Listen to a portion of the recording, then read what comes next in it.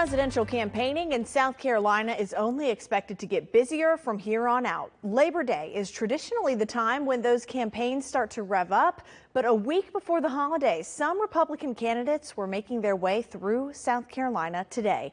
State House reporter Mary Green has the details from Anderson.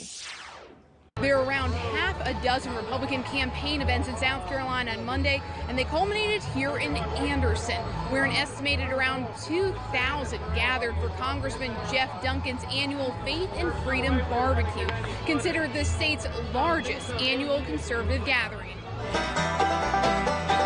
Following the banjos and the barbecue, Florida First Lady Casey DeSantis delivered the keynote address at Duncan's annual event, highlighting her husband's role as a father and governor and what he'd bring to the White House. We cannot allow this generation to be the one that loses American exceptionalism and the idea of America and freedom. The First Lady was filling in for Florida Governor Ron DeSantis, who had been scheduled to speak here Monday. But he left the campaign trail over the weekend to head back to Florida, ahead of Tropical Storm Idalia's expected landfall in his state later this week and following a racist fatal shooting in Jacksonville. I'm sorry I can't be with you, but I got to tell you, you're getting the better end of the deal by having my wife Casey there. South Carolina Senator Tim Scott also spoke at the barbecue, following his 3 campaign stops earlier in the day in the state. In Anderson, Scott hit upon standard Republican promises to close the southern border, restore respect for law enforcement, and stand up to China.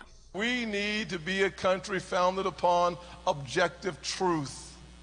If you have a foundation built on a rock of faith, you can have objective truth.